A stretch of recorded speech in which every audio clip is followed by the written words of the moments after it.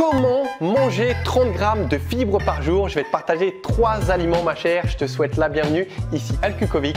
J'aide et j'accompagne les femmes tout comme toi qui sont en manque de temps à retrouver la ligne. À faire en sorte que quand tu te regardes le matin devant le miroir, tu te sentes belle, tu te sens fier de toi et tu avances vers une vie qui t'inspire encore plus pour toi, mais également pour ton entourage. Aujourd'hui, tu te poses la question des fibres alimentaires parce qu'en apporter 30 grammes, eh bien, ça permet de vivre plus longtemps. Ça permet d'être en bonne santé. Ça permet d'avoir un confort intestinal. Ça permet de mincir naturellement sans prise de tête. Et ce que je vais te partager, ça va t'aider à aller dans ce sens-là. Maintenant, avant d'aller plus loin, juste en dessous, je t'ai mis en description un lien. Va dessus et clique parce que ça te donne accès à un challenge de 7 jours sport qui est 100% gratuit.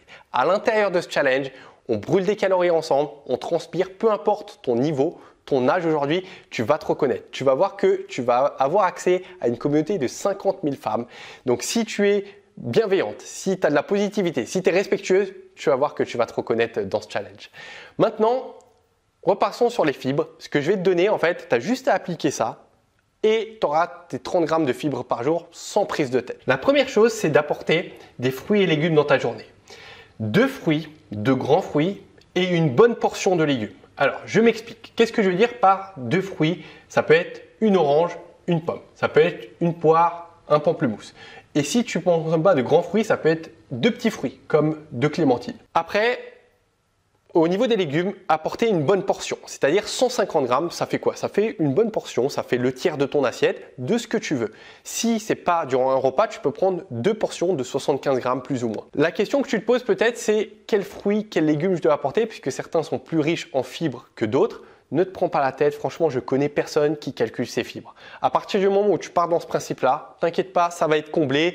Essaye d'apporter de la variété dans tes journées et faut pas aller plus loin. Au-delà de ça, d'apporter des oléagineux 1 à 2 poignées par jour. C'est quoi? C'est des pistaches, c'est des noix de cajou, c'est des amandes, c'est des noisettes, c'est des cernes de noix, ce que tu as envie, mais juste 1 à 2 poignées, ça va t'apporter, en plus, il y a plein de bénéfices santé à ça. D'autre part, troisième des choses, c'est d'apporter des céréales complètes ou des légumineuses 50 à 150 grammes par jour cuits. Je parle ça surtout pour les céréales complètes, c'est-à-dire du pain, ça peut être du pain, alors de préférence justement céréales complètes que de la farine blanche, flocons d'avoine, flocons de sarrasin, des pois chiches, lentilles, haricots blancs, haricots rouges, tout ça cuit quand je parle de 50 à 150 grammes.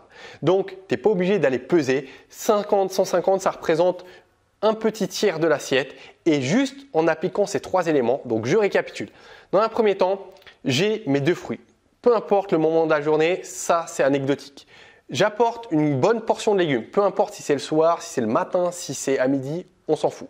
Deuxième des choses, j'apporte 1 à 2 poignées, ça c'est plutôt simple, de bonne graisse, donc les oléagineux que j'ai toujours à la maison. Et troisième des choses, apporter tes légumineuses. Si tu n'as pas de légumineuses, alors peut-être des flocons d'avoine, des flocons de sarrasin, ou peut-être, je sais qu'il y a des barres comme ça que tu peux manger qui contiennent justement un peu de fibres. Il suffit de regarder l'étiquette, si tu vois que ça en contient, pourquoi pas en consommer tant qu'il n'y a pas trop de sucre à l'intérieur.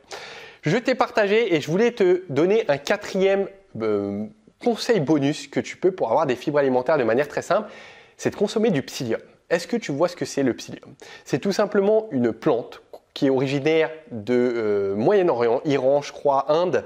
Et cette plante, elle est mise sous forme de poudre, généralement. Donc, c'est totalement naturel. Tu peux en trouver en grande surface, tu peux en trouver dans les magasins bio, dans les magasins spécialisés sur Internet, pas de souci. Donc, psyllium, j'ai fait une vidéo sur celle-ci, sur cette plante, où je t'expliquais les bénéfices. Il y en a énormément au niveau de ton confort intestinal, pour ton microbiote, pour l'effet satiété et pour les fibres alimentaires. Va voir cette vidéo, tu vas apprendre énormément de choses et surtout tu vas découvrir peut-être un complément alimentaire que je te conseille vraiment d'avoir avec toi parce qu'il va t'apporter ces fibres de manière très facile.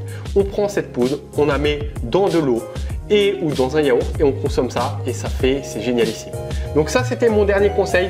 Juste en dessous, je vais te mettre le lien du challenge. Rejoins également puisque tu auras accès à ce groupe privé, cette communauté où je fais des lives de manière régulière et tu vas voir que tu vas t'y plaire. Je te dis à très vite ma combattante et n'oublie pas dans ce que tu fais, ne lâche rien.